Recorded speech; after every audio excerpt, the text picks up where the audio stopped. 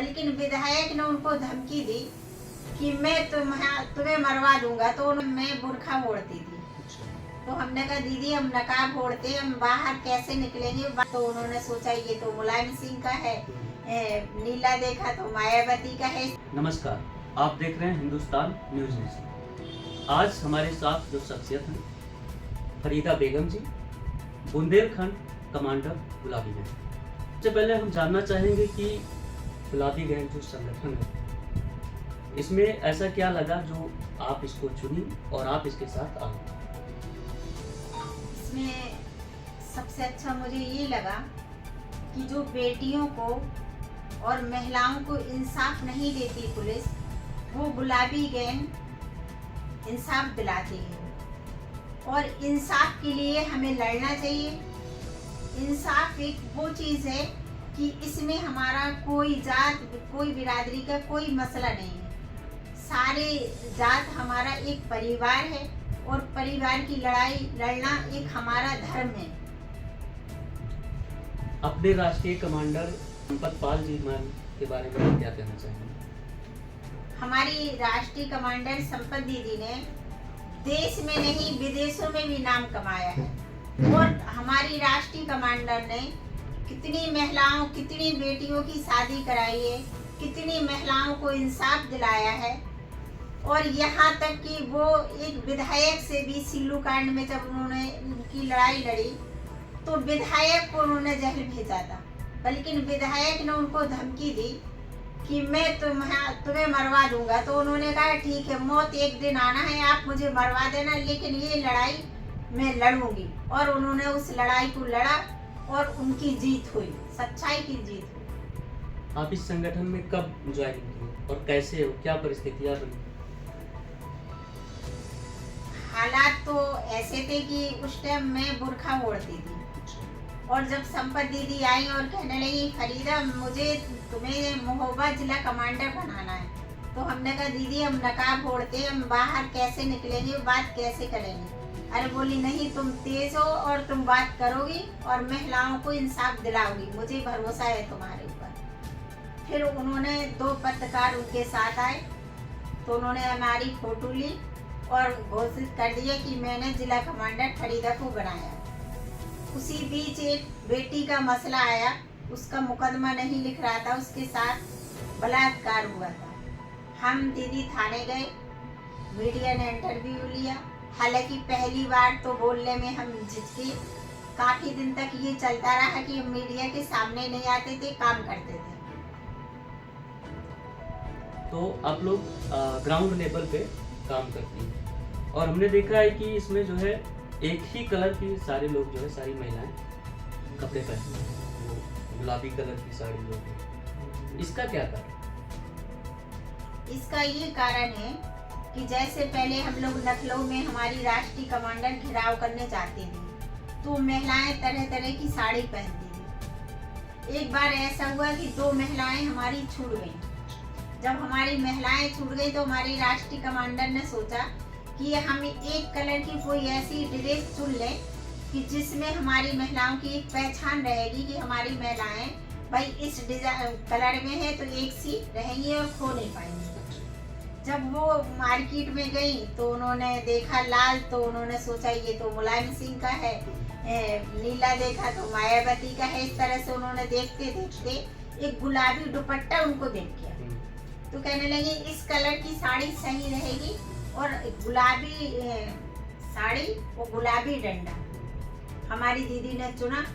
तो जब वो कहीं जाती थी तो मीडिया भाइयों ने उनको गुलाबी गैंग कर दिया। जब गुलाबी गैंग का नाम दिया तो इसमें लोगों ने बड़ा ऑब्जेक्शन उठाया, गैंग गैंग। तो फिर वो इलाहाबाद गई और इलाहाबाद में उन्होंने आईजी साहब के सामने एक हवन किया, फलाने दरोगा स्वाहा, फलाने इंस्पेक्टर स्वाहा, मतलब इस तरह से उन्होंने किया। और इसकी बहुत जांच हुई। जब जांच की गई तो उसमें निकला गया कि गुलाबी गैंग हक की और न्याय की लड़ाई लड़ती है। प्रशासन से अगर कोई जीतता है और सरकारों से, तो शायद हमें लगता है पहला नंबर गुलाबी गैंग का, तो गुलाबी गैंग जीतता है। क्योंकि हम जो है हक और ईमान की लड़ाई लड़ते हैं। ऐसे नहीं है कि हम लोग हवा हवाई करते हो या मीडिया के लिए करते हो। हम लोग दिन में कई काम करते हैं, जैसे कि अभी आपको 1-1.5 घंटा हो गया भाई, इतने बड़े वो होने के बाद भी फिर भी मिलने आए, तो कुछ तो क्वालिटी होगी गुलाबीगंज में। अभी हमारे यहाँ जब हमें कोसामने के लिए जाने की बात चल रही थी प्रयागराज, तो यहाँ आके पुलिस बैठ गई और कहने लगी हम फरीदा को नहीं जाने देंगे। हाँ, फरीदा जाएगी, संगठन ज्यादा जाएगा।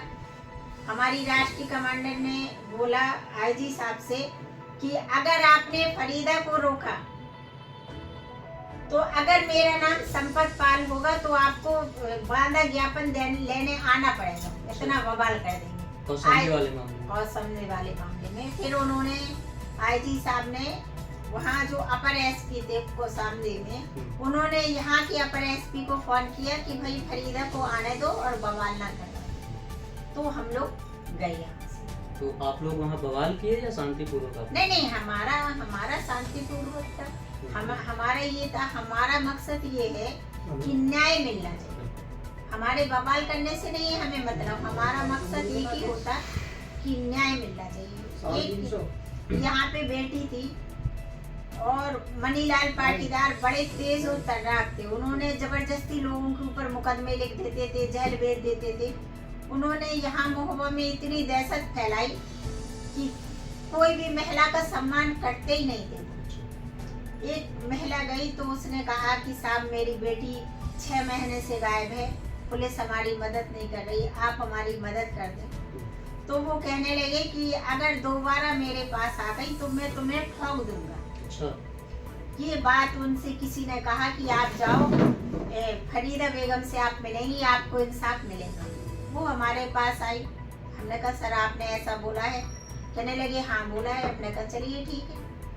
दूसरे दिन हमने तैयारी की कि आज हमें एसपी साहब से, भाई एसपी साहब देखेंगे गुलाबी गैंग को ठोकते हैं कि गुलाबी गैंग किसको ठोकती है, ये तो बाद में पता चलेगा। जब हम लोग ने मीटिंग की, प्रोग्राम किया, तो उन्होंने हमें बुलाया और इसके लिए कहा अगर हमसे गलती हो गई हो तो हम इसके लिए क्षमा चाहते हैं, लेकिन आप मीटिंग नहीं करिए। हमने कहा सर मीटिंग तो हम करेंगे। और 6 महीने से जिसकी बेटी नहीं मिल रही थी, उसकी बेटी 24 घंटे के अंदर महोबा थाने में आ गई। हाँ, और वो लड़के को जहर भेजा और बेटी को उसकी माँ को दिया। बढ़िया। जैसा कि आप लोग बहुत मुश्किल काम करती है, किसी को न्याय दिलाना जो है और बहुत शानदार कार्य है, और इसमें मुश्किलें बहुत आती हैं। तो आप लोग ग्राउंड लेवल पे जब जाती हैं और सीधे सत्ता से कहीं टकराना पड़ता है, कहीं प्रशासन से टकराना पड़ता है, तो क्या मुश्किलें आती हैं? इतने वर्षों में ऐसा कोई घटना हो तो जिसने आपको बहुत ज़्यादा विचलित कर दिया हो? भाई देखिए, हमें तो हम इसको समझते हैं कि हमारे साथ ऊपर वाले का आशीर्वाद है, और जितनी हमारा परिवार है गुलाबी गैंग का, इनकी सारे गुलाबी गैंग की दुआएं हमारे साथ है। तो हमें तो कोई प्रशासन नहीं कर सकता, ना किसी के अंदर इतनी ताकत है, क्योंकि गुलाबी गैंग की जो शक्ति है वो लोग खुद देखते हैं कि हाँ इनके अंदर कुछ शक्तियाँ हैं, तो इनसे भिड़ने से कोई फायदा नहीं होगा। तो सरेंडर कर देते, अपने आप को खुद सिलेंडर कर देते हैं। और गुलाबी गैंग कभी ना सिलेंडर करती है और ना ही करेगी, क्योंकि मौत एक दिन आना है। मरेंगे तो इज्जत से और जिएंगे तो इज्जत से। अगर कोई महिला, कोई लड़की गुलाबी गैंग से जुड़ना चाहे, आपके संगठन से जुड़कर काम करना चाहे, तो वो कैसे कर सकते? उसको बेटी को हम जोड़ेंगे अपने साथ, और हजारों बेटियां मेरे साथ गुलाबी गैंग में कॉलेज की जुड़ी हुई भी हैं। और उनको, बेटी को हम ताकत देंगे, उनको हम बताएंगे कि आपको कैसे काम करना है, और उनके साथ हम लोग मेहनत करेंगे लगन से।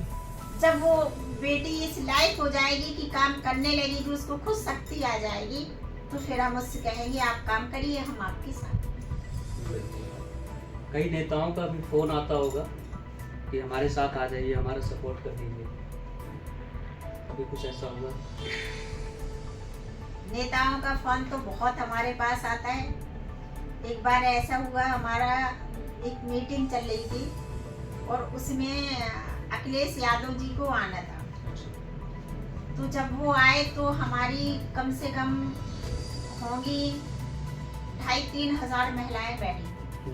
तो जिस जगह मीडिया को बैठना था तो मीडिया की जगह बेटियों को दे दी थी उन्हीं के लोगों ने कि यहाँ गुलाबी गैंग की बेटियां बैठेंगी। पीछे महिलाएं बैठी थी और मीडिया की जगह वो बैठे थे। एक मीडिया ने उसमें बोला कि गुलाबी गैंग पैसा लेके आई है, तो उसमें हमने उसका विरोध किया और बहुत तगड़ा विरोध किया। विरोध करने के बाद हमने कहा अगर किसी को, भाई हम ये इसलिए आए थे कि इसमें इंसाफ मिलेगा, ना कि पैसा। नहीं सरकार नहीं थी, लेकिन प्रोग्राम था। सरकार में भी हम 1-2 बार गए हैं। जब हम लोग गए तो हमने कहा हमें नहीं पता था कि ये इस शख्स की मीटिंग है। अगर इस शख्स की है तो ऐसे मंच को हम थूक के जाते हैं गुलाबी गैंग। और जब हमने पत्रकारों का विरोध किया तो उन्होंने बहुत कोशिश की, राज्यपाल को जाने किसको ज्ञापन दिया और सोचा कि हम फरीदा को जहर भेज दें, लेकिन उन्होंने पूरी ताकत लगाने के बाद फरीदा को वो जहर नहीं भेज पाए। प्रयागराज वाले मामले में भी हमने ऐसा सुना है कि सभी को हाउस अरेस्ट कर लिया गया था, जो जिला कमांडर थे। तो कैसे पहुंचे आप लोग वहाँ? मैंने आपसे बोला ना कि सबसे पहले तो हमारे ही यहाँ पुलिस आ गई और महिला पुलिस यहाँ अंदर बैठी थी। जब उन्होंने हमारे संगठन को देखा तो उनकी हालत खुद खराब हो गई। वो खुद अपने आप चल दी। वो कहने नहीं भाई आपको जहाँ जाना है आप जाइए, क्योंकि जितना हमारा संगठन है उतनी पुलिस प्रशासन नहीं है। और एक घटना और हुई थी हमारे साथ, किसानों की रैली थी और किसानों की रैली में हम गए तो 4 गांव के बीच में हमारी महिलाएं थी। पुलिस प्रशासन हमें ढूंढ रहा था, पत्रकारों का भी फोन आ रहा था, फरीदा जी आप कहाँ हैं। ट्रैक्टर रैली हम लोग ने निकाली थी। तो जब वो हमें नहीं मिले, ना ढूंढ पाए, तो हमारी एक गाड़ी आई ट्रैक्टर, तो ट्रैक्टर के पीछे पुलिस लग गई और उन्होंने रोक लिया, अपनी कारें लगा दी। कार लगाने के बाद हमने कहा अगर आप ये कार नहीं हटाएंगे तो इस कार को हम तोड़ देंगे। और हमने ट्रैक्टर से ड्राइवर को हटाया और ट्रैक्टर में हम बैठ गए। फिर प्रशासन आ गई, फिर उन्होंने कहा बहुत ज़्यादा, उसकी वीडियो भी मेरे पास है, बहुत ज़्यादा भीड़ थी। तो वो डंडे लिए होंगी, कम से कम 20 डंडे वो लोग लेके आए और हमारे पास हजारों डंडे। और जिस महिला के पास डंडे नहीं थे तो वहाँ पे एक बेशरम लगी थी, तो हमारी महिलाएं बेशरम तोड़ रही थी। अच्छा, मैंने नहीं देखा कि ये बेशरम किसके लिए तोड़ रही। सीओ साहब ने कहा फरीदा जी ये बेशरम ये नहीं, आपकी महिलाएं कर क्या रही हैं। हमने कहा सर ये आपका स्वागत करेंगे, जबकि मुझे ये नहीं मालूम था कि ये बेशरम तोड़ रही मारने के लिए, जिसके पास डंडे नहीं थे। तो उन्होंने कहा हम बेशरम तोड़े, हम बेशरम से मारे। अभी जो आपका संगठन है ये किन किन राज्यों में पहुंच चुका है और कैसे विस्तार कर रही हैं आप इसको? देखिए अभी जो हमारी राष्ट्रीय कमांडर है, राज तो वो देख रहे हैं, बुंदेलखंड का है तो वो हम देख रहे हैं। तो आपके उसमें जो है आपके अंडर में कितनी महिलाएं हैं? हमारे कम से कम नहीं होंगी तो 3 लाख से ऊपर महिलाएं। अच्छा जी। और पूरे संगठन की बात की जाए तो? पूरे संगठन की बात की जाए तो हमारी राष्ट्रीय कमांडर बताती है हमारे पास 11 लाख। कितने वर्ष पुराना हो चुका है ये संगठन?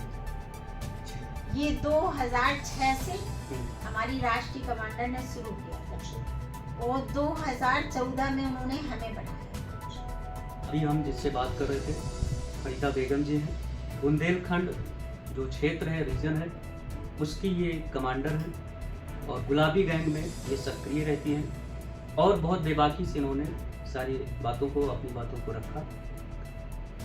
हम जल्द हाजिर होंगे किसी और नए शख्सियत के साथ, तब तक बने रहिए हमारे साथ, देखते रहिए हिंदुस्तान न्यूज़ नेशन। जय हिंद, जय भारत।